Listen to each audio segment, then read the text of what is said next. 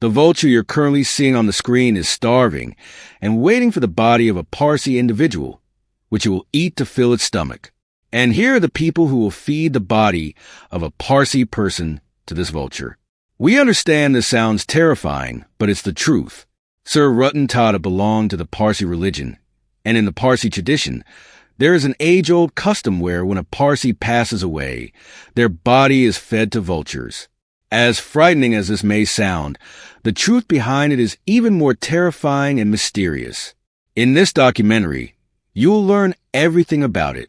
But before we dive into that, if you also believe that Sir Ratan Tata was a noble person, please like this video and comment below.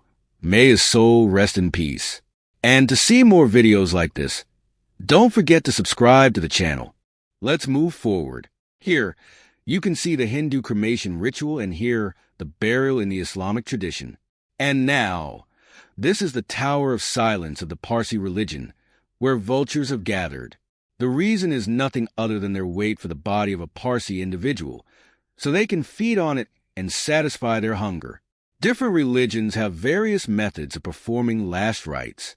In Hinduism, cremation is practiced, while in Islam, there is a tradition of burying the body.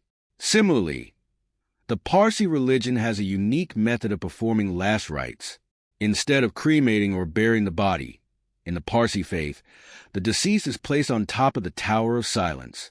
This tower, also known as a Dokhma, is a circular structure where the body is left under the open sky and exposed to sunlight.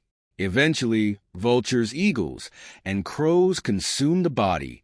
This method of Parsi funerary practice is called Dokhmenashini.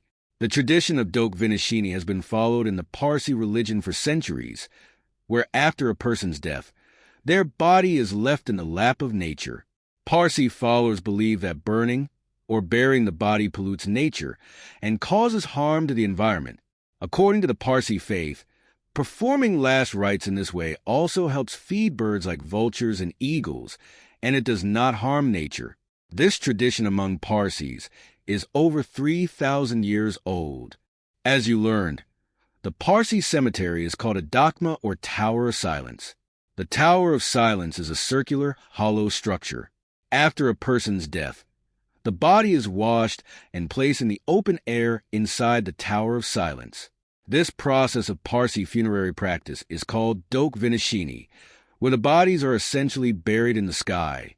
In other words, instead of burying or cremating, the body is left exposed to the sun and carnivorous birds. Typically, the Parsi community leaves the body in the open at the Tower of Silence for this purpose. And carnivorous birds, like vultures, eat the flesh of the body.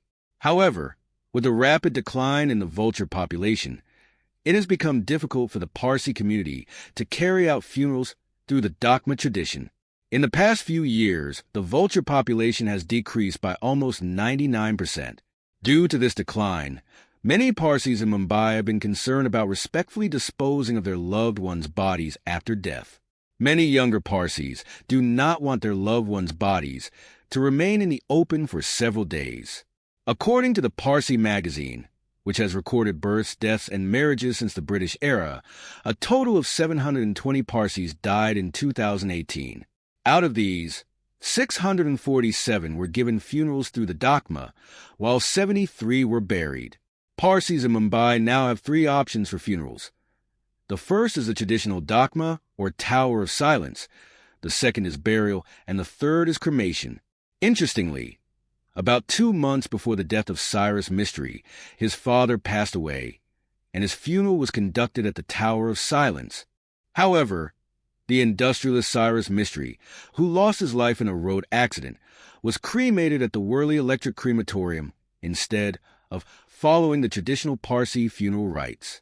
Ratan Tata was also cremated at the Worli Crematorium. But why was this done? The reason behind it is a story about Ratan Tata, which will bring tears to your eyes. Let's learn about the event that led to Sir Ratan Tata's funeral not being performed through the traditional Parsi method of Dokhmenashini.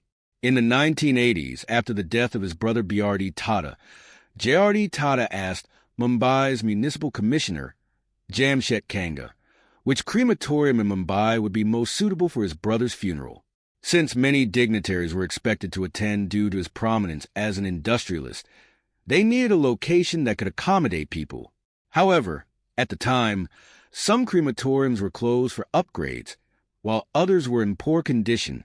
To manage the situation, a crematorium in Dadar was cleaned and prepared. When Municipal Commissioner Jamshed Kanga went to offer condolences to Ratan Tata, Ratan mentioned that Mumbai's crematorium facilities needed significant improvements. This deeply affected the commissioner. Among the many crematoriums in Mumbai, the one at Worli had plenty of space and, being located in South Mumbai, was convenient for Parsis. Kanga planned to build a prayer hall at the Worli crematorium, but before the project could begin, he was transferred.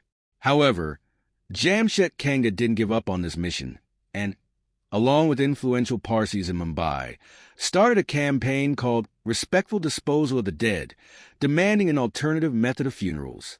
At that time, Kanga stated that the Tower of Silence system was not working properly, and they needed an alternative. There should be more ways to bid farewell to our loved ones. One proposal was to build a crematorium near the Tower of Silence, but the Bombay Parsi Panchayat BPP, the largest representative body of Parsis, did not accept this.